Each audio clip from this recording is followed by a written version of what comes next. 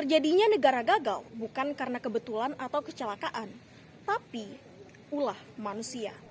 Halo semua, perkenalkan saya Levita Pratiwi, kelas Matematika A FMIPA. Pada video kali ini saya akan membahas tentang apakah Indonesia termasuk dalam sindrom negara gagal. Negara gagal atau failed states adalah negara yang sangat sukar mencapai target untuk memenuhi kebutuhan penduduk. Ekonomi tak berjalan, kualitas kesehatan yang buruk, dan sistem terabaikan. Korupsi menjadi hal yang marak dan diperparah oleh inflasi. Pertanyaannya, apakah Indonesia termasuk negara gagal? 2022 ini, Indonesia memang mengalami perubahan mendasar dalam ekonomi global. Dari dunia yang relatif dapat diprediksi, ke dunia yang lebih banyak kerapuhan. Ketidakpastian yang lebih besar, volatilitas ekonomi yang lebih tinggi, konfrontasi geopolitik, dan bencana alam yang lebih sering dan menghancurkan. Jared Diamond dalam tulisannya yang berjudul How Societies Choose to Fail or Succeed tahun 2005 mengidentifikasi 14 negara yang berpotensi gagal dan diprediksi bakal lenyap dari muka bumi. Dan voila, salah satunya adalah Indonesia. Diamond menyebutkan faktor penghancur yang menjadikan negara-negara tersebut gagal membebaskan diri adalah kekacauan politik dan kerusakan lingkungan hidup. Masuk akalkah jika Indonesia dikelompokkan ke dalam negara yang berpotensi gagal?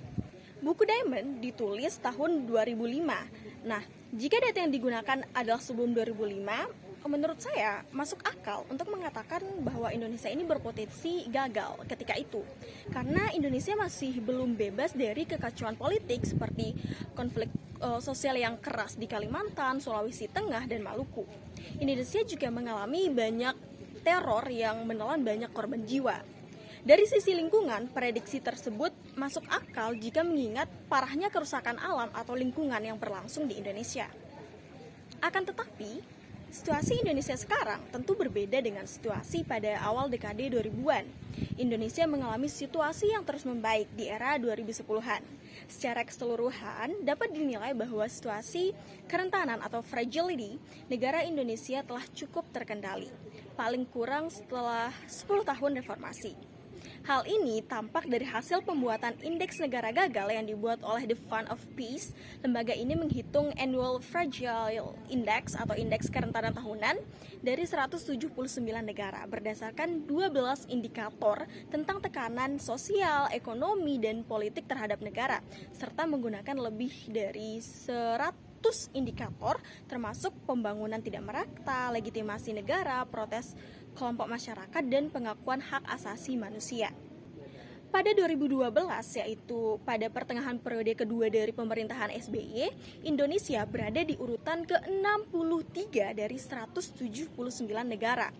Posisi ini lebih baik dibandingkan beberapa negara ASEAN seperti Myanmar, Kamboja, dan Filipina. Tetapi masih lebih buruk dibandingkan Singapura, Malaysia, dan Thailand. Pada tahun 2022 ini, Indonesia berada di peringkat ke-100, lebih tinggi dibandingkan dengan tahun 2012 tentunya, dan bahkan masih lebih baik 1 poin dari tahun sebelumnya, yaitu 2021. Nah, hal ini berarti suatu kemajuan. Tetapi berada di urutan tersebut tidak sama sekali berarti Indonesia telah bebas dari kerentanan. Ada 4 derajat kerentanan menurut The Fund of Peace, yaitu Sustainable, Stable, Warning, and Alert. Indonesia masih di level warning atau peringatan, masih jauh dari situasi stable apalagi sustainable. Nah, jadi kesimpulannya, menurut saya Indonesia bukanlah termasuk negara gagal. Namun tentu saja hal ini tidak sama sekali berarti bahwa Indonesia ini telah terbebas dari kerentanan menjadi negara gagal. Pun masih banyak yang optimistis Indonesia mampu kembali pulih setelah pandemi dan melewati ancaman krisis pangan, energi, keuangan, hingga dampak perubahan iklim.